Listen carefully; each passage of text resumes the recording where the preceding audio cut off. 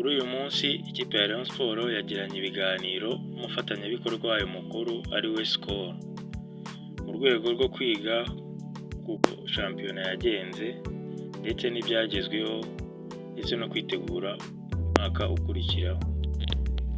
Nyuma y'ikiganiro kirambuye, perezida w'ikipe ya Rayon Sports Uwayezu Jean Fidèle yagiranye ikiganiro n'itangazamakuru akomoza uko shampiyona yagenze, ingamba bafite muri iyi mikino isoza ku makipe yabo ariyo y'abakobwa ndetse n'iy'abahungu, ndetse n'amakosa yagiye agaragara mu kugura abakinnyi ndetse n'ingamba zafashwe.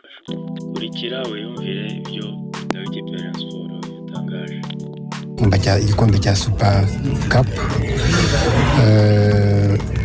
ni ikinirwa bikomeye, reka mvuga icyo shampiyona ikigaragara nuko bigoye. Ntabwo twavuga urebye ikipe ituri imbere amanota iturusha kuba twavuga ngo twatwara igikombe, ariko muri Peace Cup tugeze muri kimwe cya kabiri, tuzacyana ikipe ya Bugesera imikino ibiri, hanyuma kuri finale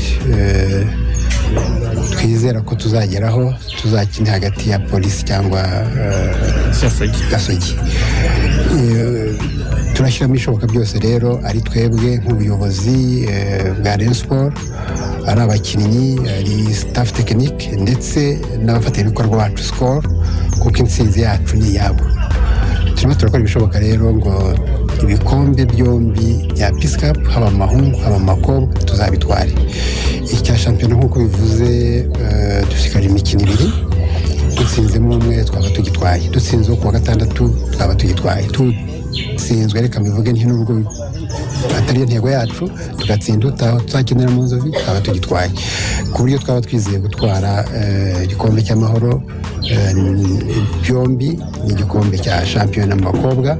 Ibyo rero turimo turashyiramo imbaraga, turakora ibishoboka byose, nacyo twakivuzeho tuvuga ko tugomba gushyira hamwe tugafatanya, tugakora ibishoboka byose ibyo bikombe tubizane. Ubwo ni ihurizo, nabo tubazana byari ihurizo, n'ubu tuzashaka abandi ni ihurizo.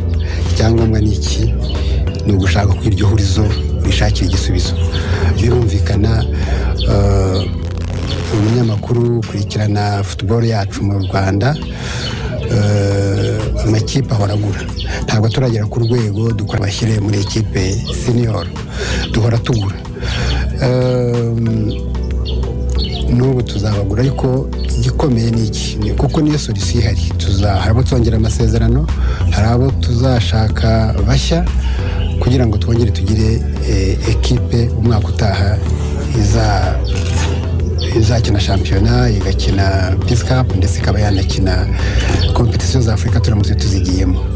Ariko igikomeye ni iki? Kuko kubaka club, kubaka amakipe yayo, it is a process, ni urugendo.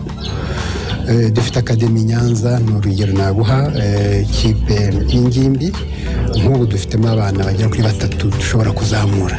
Iyo ni intango, ntabwo tari kwikorera icyarimwe ngo bishoboke, tutari gushyira Academy za amakipe yo mako kanya ngo bishoboke.